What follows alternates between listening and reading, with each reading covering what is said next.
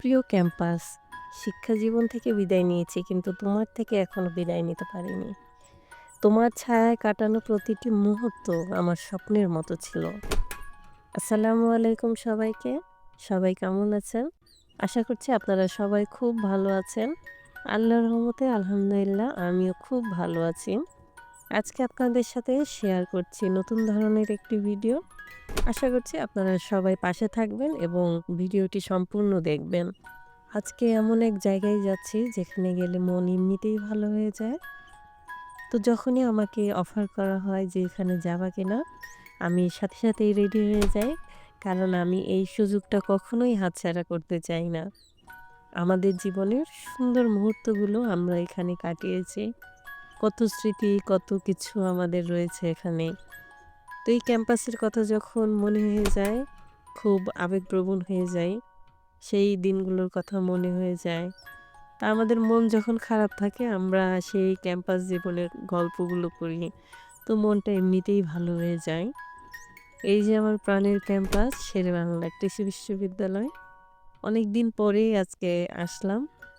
তো এসে এমন আবেগতাড়িত হয়ে যাচ্ছি কারণ আগের ক্যাম্পাস আর এখনকার ক্যাম্পাসের মধ্যে অনেক পার্থক্য রয়েছে। মাঝখানেও আ প্রায় অনেকবার আসা হয়েছে।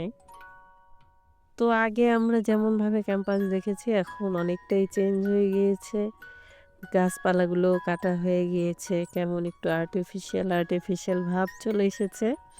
কিন্তু তারপরেও আমি আমার প্রাণের ক্যাম্পাসকে অনেক, অনেক, অনেক ভালোবাসি।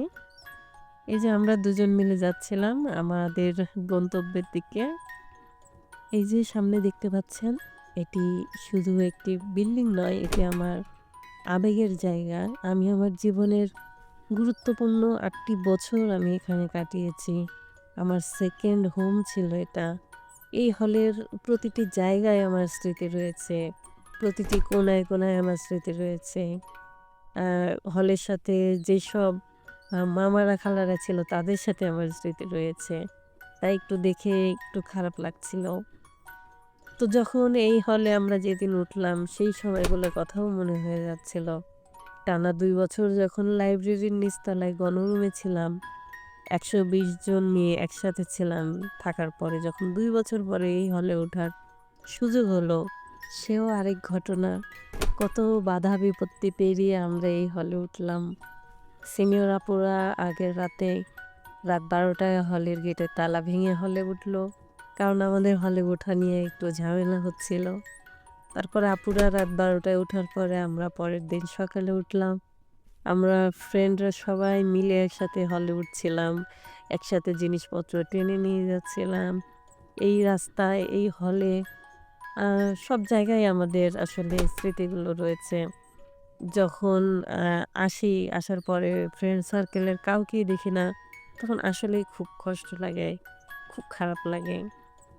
তারপর হল থেকে এই চলে আসলাম মুড়ি মাখানো খাইলাম দুজন মিলে। আমরা আগে যেই মামার কাছ থেকে ১২ ভাজা মাখানো খেতাম, সেই মামার কাছ থেকেই খেলাম। খেয়ে দিয়ে প্রশাসনিক ভবনের এদিকে চলে আসলাম। এসে এই যে এই আহ এগুলো নতুন দেখছি। আমি যদিও আগে এসেছি, আগে দেখেছি। কিন্তু সেই সময়গুলো আমরা যখন স্টুডেন্ট ছিলাম এই জায়গায় টাওয়ার ছিল। সেই টাওয়ারে কত শত স্মৃতি রয়েছে। ফ্রেন্ড সার্কেলের সবাই মিলে এসে কারো জন্মদিন থাকলে এখানে এসে একসাথে কেক কাটা হয়েছে, একসাথে আনন্দ করা হয়েছে, ক্লাসের ফাঁকে এসে গল্প করা হয়েছে।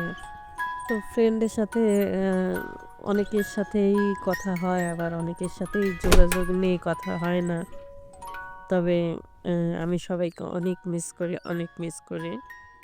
তো এই ক্যাম্পাসে আমি আমার জীবনের সবচেয়ে সুন্দর জিনিসটা, সবচেয়ে দামি জিনিসটা আমি এই ক্যাম্পাস থেকে পেয়েছি। এর জন্য লাখো কোটি শুকরিয়া আলহামদুলিল্লাহ। আল্লাহ তাআলা আমাকে সর্বশ্রেষ্ঠ জিনিসটা দিয়েছে এখান থেকে। তো সবাই ভালো থাকবেন, সুস্থ থাকবেন। আমার জন্য দোয়া করবেন। আর অবশ্যই, অবশ্যই আমার পাশে থেকে আমাকে সাপোর্ট করবেন। আসসালামু আলাইকুম।